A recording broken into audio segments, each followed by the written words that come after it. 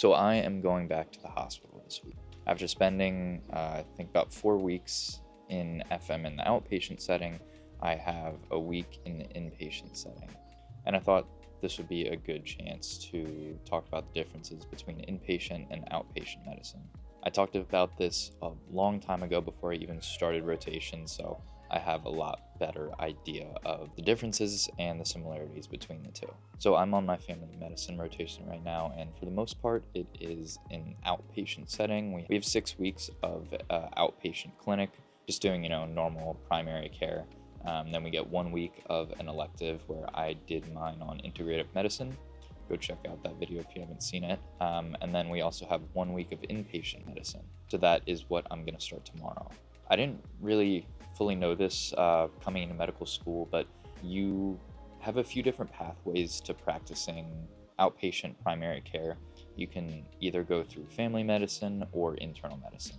Pediatrics is also a form of primary care, but we're just talking about adults right now. So yeah, the two main paths to being a primary care physician is either internal medicine or family medicine.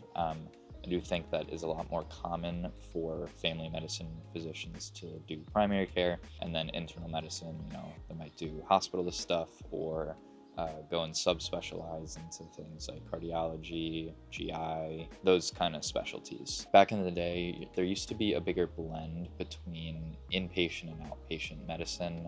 As a physician, you'd have your patient base where you saw from time to time, just in like the normal outpatient setting. But if they went to the hospital, then you would actually go there to the hospital and take care of them. It's, changed over the years, and that's not super common, but some hospitals and contracts are still set up that way. We did do 1 week on outpatient during my IM block, and we worked with a doctor who operates like that, where every single day he has his outpatient clinic, usually from like 8 to 12, 8 to 1, and then in the afternoon he'll go to the hospital to check up on any patients of his that are admitted. In that sense, there's a lot of continuity of care. He really knows these patients well. He knows their story, he knows their medical history, so he is able to provide very good care when they are in the hospital, and then once they get out, they come and see him. So that continuity is really good. However, from like a logistical point of view, from the physician, it is a lot more demanding to be like that. You're pretty much always on.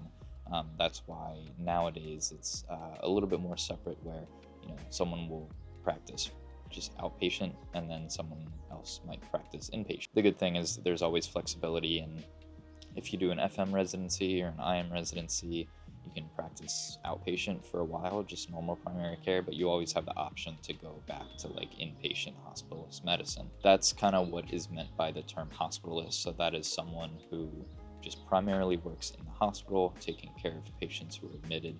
They don't really do much in the outpatient setting. While nowadays it is pretty separate, there is still the options for, people who primarily do outpatient to do some inpatient stuff. So the doctor that I'm working with right now, usually every 5th week or so, he will do a weekend shift at the hospital. So he'll go in the morning round on patients and sort of be the hospitalist for the weekend. So he's able to get a little bit of both, but the majority of his time is just as an outpatient primary care physician. And despite how common and popular outpatient medicine is, the majority of medical education is in an inpatient setting. So I am, halfway through my 3rd rotation. I've had 12 weeks of rotations, I think, and only 2 of them have been in the outpatient setting. And honestly, looking at the curriculum for FM residencies, I'm surprised at how much is actually spent in the inpatient services, because like I said, the majority of FM doctors will go and then practice in outpatient, but it's kind of just a product of most residencies being affiliated with hospital systems, so you're going to get most of your training in the hospital.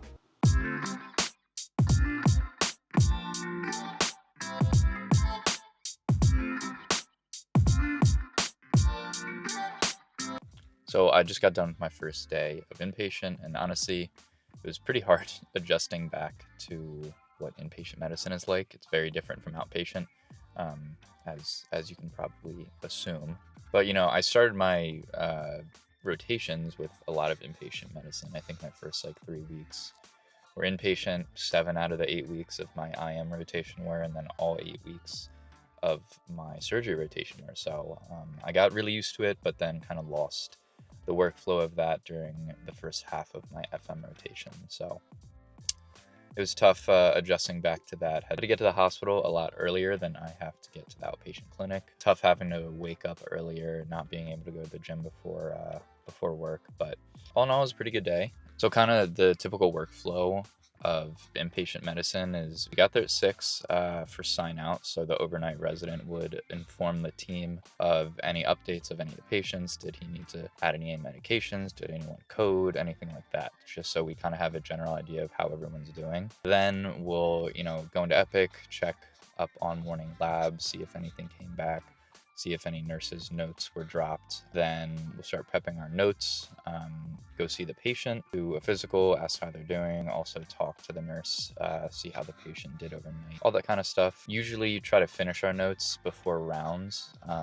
So we would do table rounds with the attending anywhere from like 9 to 10 was when they would start. So usually I could finish my notes. Today I only had 2 patients, so not too bad. During some of the later weeks of internal medicine, I would have like 4 or 5. So it was a nice way to ease back into it. But so I finished my notes, then we went to table rounds where we met with the whole team, with the attending. Everyone would present their patient. So the way it usually works is medical students will have their patients, but residents will also see their patients and do everything just to make sure we're not missing anything. We would still present the patient fully, and then the resident would add in any extra details that we missed here and there. The attending might ask us some questions, and we would come up with a plan for everyone.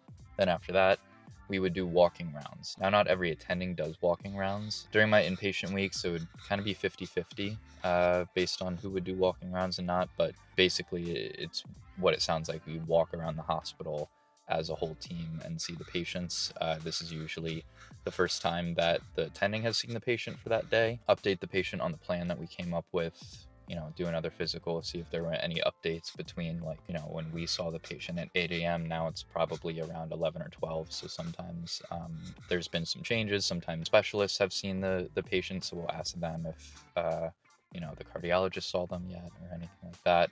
Usually we'll have orders to put in, or this is another time where if during table rounds we think that we might discharge someone, we'll go see them, sort of fully confirm that we're going to discharge them, and then one of the residents will sort of hang back and start on the discharge process. It's kind of a lot of paperwork. Usually that would last until 12:30. Then we would grab lunch and then all kind of eat together and run the list. So it's kind of like table rounds again, but much, much shorter. You're basically just, going through the list and stating like what we're waiting on for a patient. So like if patient needs a CT, you would just say, this patient, we're waiting on a CT, boom, go to the next one. So it's very fast, but once again, just like going through everything, making sure everyone's on the same page and we know we're not missing anything. And that's kind of it for the day. Thankfully the residents let us go after that. Sometimes we'll have to stay a little longer if there's an admission or something, but today there really wasn't anything going on. So got to go around 1, so that was nice.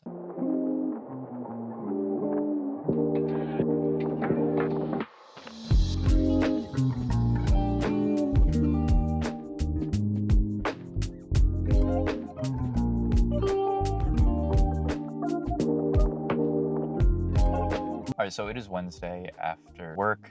Today was sort of a different day. So every Wednesday we have didactics in the afternoon. It's really for the residents, but any students on the service are welcome and encouraged to go. So I usually go. It's from 1 to 5 usually. There's like 4 one-hour lectures. They, range from just straight up test review. So that's what we did today for the first one. Was we just went over a bunch of practice questions. I think it was a practice test for their boards, but it was still pretty relevant to like my shelf exam, so that was good. We'll have stuff on like dermatology stuff. We've had a lot of sports med stuff. Last week it was pretty cool. There was a session on shoulder ultrasound.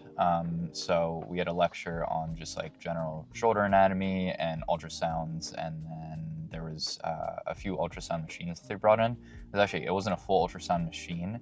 It was one of those. The company's called Butterfly, I think. It's like a portable ultrasound. It's honestly so cool. Very expensive, but I think it's such great technology. It's literally just a transmitter, and you can plug it into any device. You can use your phone. It's not the best on the phone, so they had a bunch of iPads there, so you can see everything so well. I mean, it is a very nice, high quality picture. So we just practiced like finding different anatomical landmarks, looked at different rotator cuff muscles, found the biceps tendon. So that was cool. So honestly, the didactics are really nice. And up until now, I didn't really know anyone there besides the other students, just because at my office, I don't work with any residents. Some of the offices that students are at, you work with residents, honestly, more than the attendings. But at my office, it's just me and my attending. So honestly, it was kind of nice, like walking over there with the residents, actually knew people because I was working with them on the inpatient service. And it kind of made me realize that I miss the sort of camaraderie of inpatient medicine. Like I said, in the outpatient clinic, it's just me and my attending, and he's great, but it's just not a lot of people to talk to, not a lot of socialization that happens.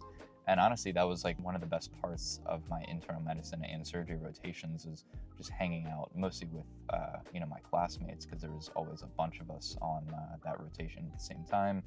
If there was any downtime, we would hang out in the library together, go eat lunch together.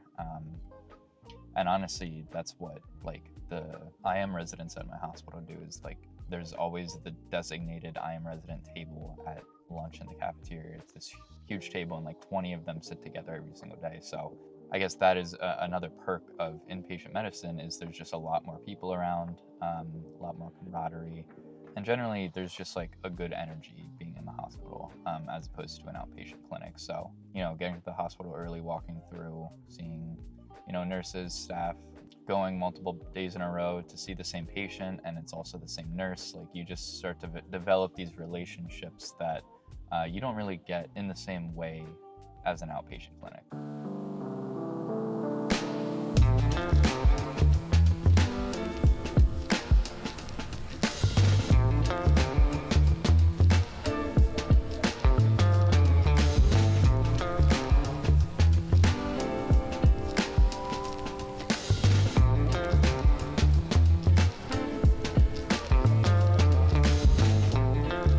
Alright, so I'm at the end of my inpatient week, and all in all, I kind of liked being back in the hospital. I can really see the benefits now of practicing inpatient medicine, at least to some degree. It helps you keep your skills of managing and treating complex or more rare diseases, stuff that you just don't see that much in the outpatient setting. Not only seeing rare or confusing cases, but just seeing like the more severe spectrum of some of the common stuff like diabetes, COPD, congestive heart failure. I think seeing those diseases and managing them in the more acute or inpatient setting gives you a more well-rounded view of the diseases in general, so you can take those skills back out to the outpatient setting. Another benefit of inpatient medicine is there's a lot more collaboration with other specialists, especially in these more complex cases. You might have to have a neurologist or nephrologist, cardiologist, pulmonologist, all the different specialists on board, and you're all helping to take care of the patient. Everyone has their expertise, and they kind of focus on that. But especially as the primary team, whether it's FM or IM, you're able to coordinate all of the recommendations from all of the different specialists. And in doing so, you're just learning more about these diseases and what the specialists think. Even if you're not interacting face-to-face with the specialists, you're at least being able to read their notes and seeing their thought process of why they're recommending one thing over the other. And another part of inpatient that I got to experience this week was responding to like acute rapid responses or codes. We had 1 week of that during my internal medicine rotation, where there's a whole resident team that is just like dedicated to rapids and codes. And I honestly kind of forgot that was a part of inpatient medicine. The Team that I was on this week is a little different. They were responsible for covering, you know, everyone on their team as well as rapid. If we were on rounds, you know, just going to see our patients, walking around the hospital, and there was a code called, you know, you would get the alert on your phone, or there would be a loudspeaker, and then one of the residents would go take care of it. That's a whole different skill set that you're able to keep up on if you're in the inpatient setting. After experiencing both, I do think that I still prefer the outpatient setting. I like seeing more patients. I just like the atmosphere a little bit better in the outpatient setting, but I still do enjoy going into the hospital. So I think in my future career, I would like to have some mix of both in there, even if it's going in once a month. I still want to keep that as a part of my practice in the future. All right, well, that is going to do it for today's video. If you enjoyed, please be sure to leave a like below and subscribe if you want to see videos like this in the future. Thanks, and I'll see you in the next one.